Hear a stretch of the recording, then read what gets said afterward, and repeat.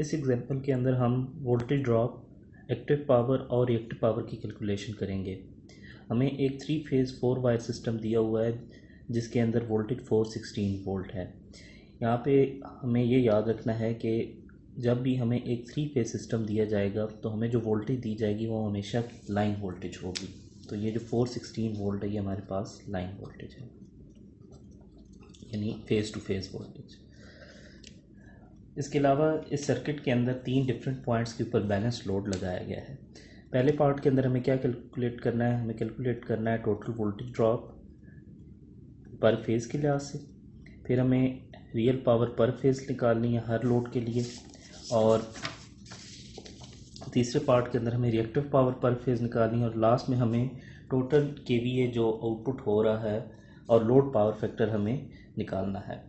सो हमें जो circuit given है इसमें हम देख सकते हैं कि हमें एक सिंगल लाइन डायग्राम गिवन है जिसमें ये हमारे पास डिस्ट्रीब्यूशन ट्रांसफार्मर है, और यहाँ पे ये जो लाइन का पोर्शन है सिंगल लाइन डायग्राम के अंदर, क्योंकि हमें जो जैसे 3 फेज़ सिस्टम होता है, अगर आपका 3 फेज़ बैलेंस सिस्टम है तो उसको आप एक फेज़ से रिप्रेजेंट कर सकते हो। तो यहाँ पे जो हमें इम्पीडेंस दी गई है ये हमारे पास पर फेज़ के लिहाज से दी गई है, जबकि जो ए पॉइंट के ऊपर लोड कनेक्टेड है ये 30 एम्पेयर और यूनिटी पावर फैक्टर का है। यूनिटी पावर फैक्टर का मतलब ये है कि यहाँ पे हमारा जो कॉस थीटा है वो 1 होगा, और इसी तरह साइन थीटा जो है वो 0 हो जाएगा।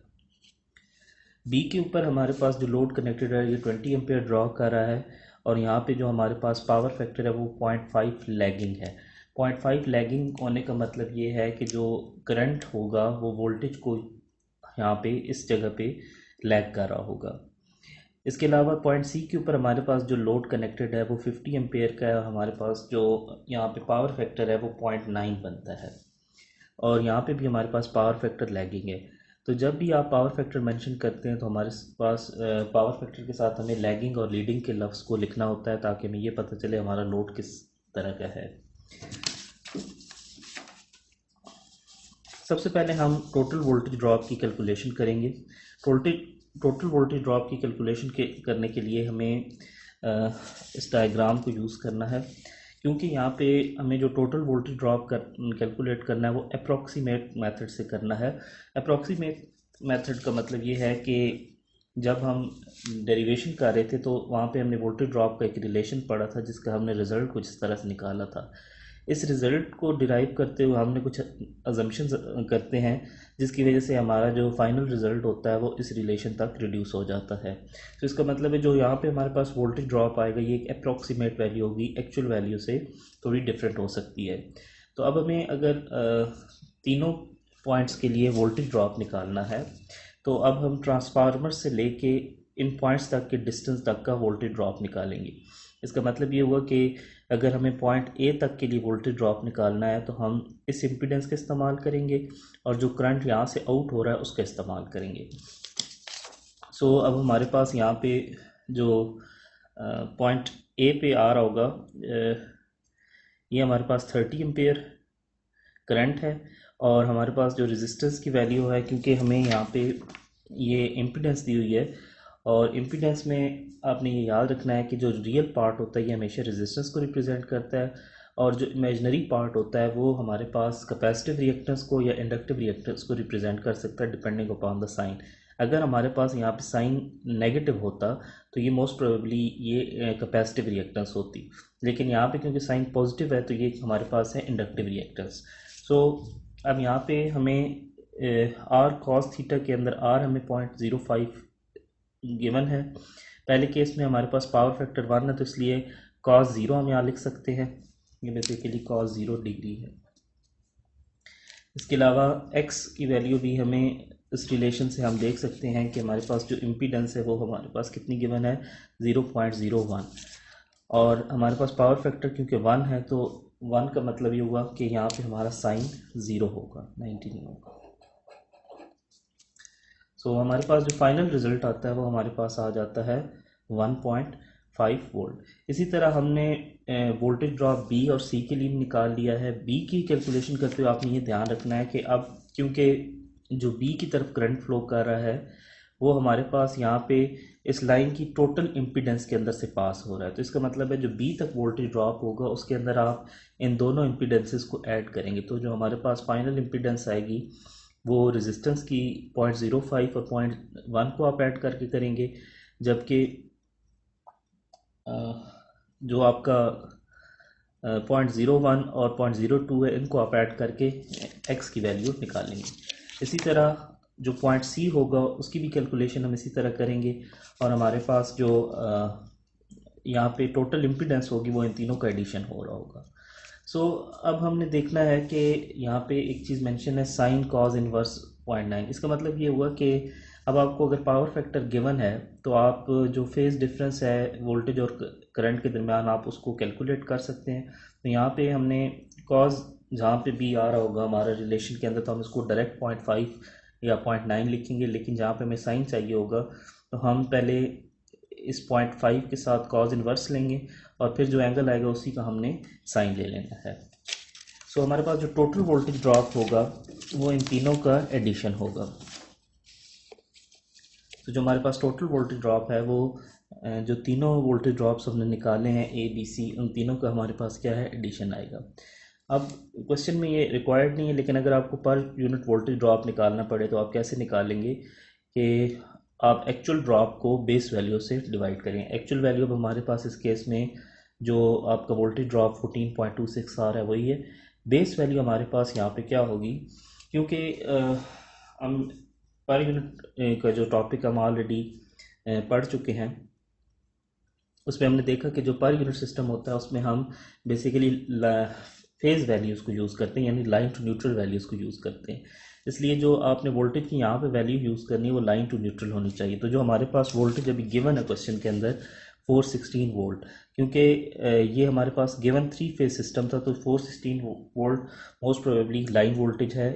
इवन यहाँ पे मेंशन नहीं भी की गई तो यहाँ पे हमने 416 लाइन वोल्टेज ही लेनी है। इसको आपने याद रखना है कि जब भी हमारे पास 3 फेज सिस्टम का जिक्र आएगा तो वहाँ पे जो वोल्टेज मेंशन होती है वो लाइन वोल्टेज मेंशन की जाएगी। सो अब आपकी यहाँ पे जो 416 वोल्ट है उसको हम फेज़ वोल्टेज में कन्वर्ट कर लेते हैं √3 से डिवाइड करके।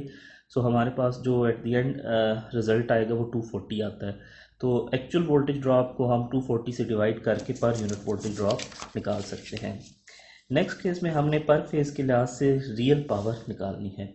अब रियल पावर निकालने के लिए जो हमने रिलेशन पढ़ा है वो है V I cos theta. Basically जो पावर सिस्टम एनालिसिस के अंदर हमने कम्प्लेक्स पावर का रिलेशन पढ़ा था उसमें S is equal to P plus J Q था, और जो P है ये हमारे पास वी आई कॉस थीटा बनता था और जो Q था ये हमारे पास वी आई साइन थीटा।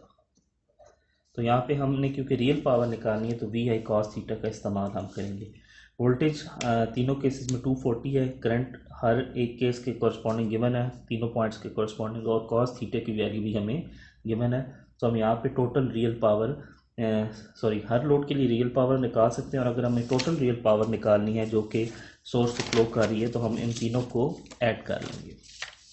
तो टोटल रियल पावर पर फेज़ निकालने के लिए हमने इनको ऐड कर लिया है।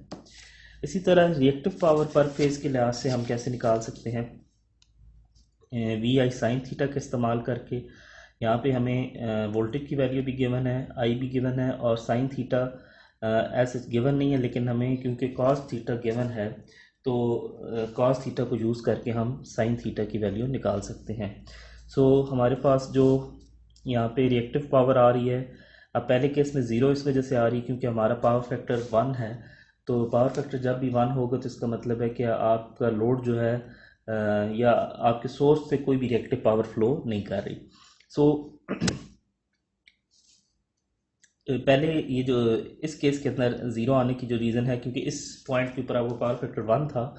सो इसका मतलब ये हुआ कि जो उस लोड की तरफ आपकी कोई रिएक्टिव पावर फ्लो नहीं कर रही। सो यहाँ पे अब आपके पास जो टोटल रिएक्टिव पावर आएगी वो इन तीनों का एडिशन आएगा, तो हमारे पास जो फाइनल रिजल्ट आएगा वो 9.389 kVAR आ जाएगा। लास्ट स्टेप के अंदर हमने कैलकुलेट करना था पर फेज़ केवीए आप डिस्ट्रीब्यूट, तो हमने पर फेज़ केवीए करना है। तो यानी अब हमने अपेरेंट पावर निकालनी है। तो apparent power basically complex power का जो मैग्नीट्यूड होता है, तो आपने simple P square plus Q square under root कर लेना है, तो इससे हमारे पास पर फेज़ केवीए हमारे पास आ जाएगा। तो अब हमारे पास जो ये पर फेज़ केवीए आया है, एक्चुअल में क्योंकि ये 3 फेज सिस्टम है, तो टोटल जो केवीए होगा वो कैसे आएगा, वो आप इसको 3 से मल्टीप्लाई करेंगे तो हमारे पास टोटल केवीए आ जाएगा। अब अगर हमें डिस्ट्रीब्यूशन ट्रांसफार्मर का पावर फैक्टर निकालना है, तो पावर फैक्टर का रिलेशन हम ऑलरेडी जानते हैं। पावर फैक्टर किसके बराबर होता है, एक्टिव ओवर अपेरेंट पावर। तो यहाँ पे हम इसी फार्मूले का इस्तेमाल करेंगे कि जितनी भी एक्टिव पावर ट्रांसफार्मर से डिलीवर हो रही है, डिवाइड करेंगे उसको अपेरेंट पावर के साथ, तो हमारे पास रिलेशन, हमारे पास ये फाइनल 0.908 आंसर आएगा। अब यहाँ पे लैगिंग क्यों मेंशन किया गया है, क्योंकि जो आपका लोड्स हैं तीनों, वो तीनों लैगिंग हैं और आपकी इम्पीडेंस भी लैगिंग है। इसका मतलब है जो आपकी at the end power factor आना है वो लैगिंग है। एक और इसका तरीका ये हो सकता है कि आपको डिस्ट्रीब्यूशन ट्रांसफार्मर की वोल्टेज का भी पता है, और डिस्ट्रीब्यूशन ट्रांसफार्मर से जितना करंट जा रहा है टोटल, आप अगर वो भी निकाल लें तो आपको पता चल जाएगा कि दोनों के दरमियान में फेज शिफ्ट क्या आ रहा है। अगर वो थीटा नेगेटिव आता है, यानी अगर आपका करंट वोल्टेज को लैग कर रहा होगा, तो इसका मतलब ये होगा कि आपका जो पावर फैक्टर है वो लैगिंग आएगा। लेकिन इस केस में ये हमारे पास जो सर्किट डायग्राम दी गई है, इससे एविडेंट है कि हमारे पास जो लोड्स हैं ये हमारे पास लैगिंग है, और उसके अलावा इम्पीडेंस भी हमारे पास जो है उसमें इंडक्टिव कंपोनेंट है। तो इसका मतलब ये होगा कि जो हमारा पावर फैक्टर यहाँ पे आएगा वो हमारा लैगिंग ही आएगा।